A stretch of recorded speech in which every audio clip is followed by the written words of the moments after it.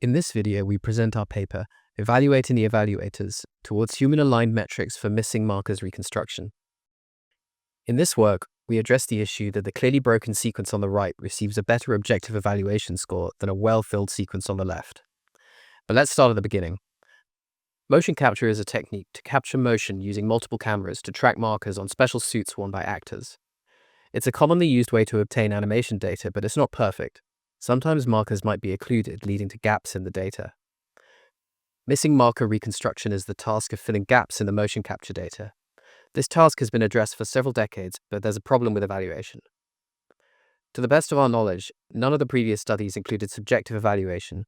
The most commonly used objective metric is mean squared error, which does not account for spatial or temporal correlation. So in this work, we asked the following research question: which objective metrics, if any, are correlated with subjective perception? To do that, we collected the data, trained our models on it, conducted objective and subjective evaluations, and correlated the two. We consider the following systems: 1. Ground truth, which is manually cleaned data. 2. Additive noise added to the ground truth. 3. A vanilla CNN, a very simple convolutional neural network. And 4. A hip outwards model that fills data one body part at a time: hips, torso, head, and limbs. Here are the metrics we considered. The most commonly used metric, MSE. 2 versions of bone distance preservation that take spatial correlation into account.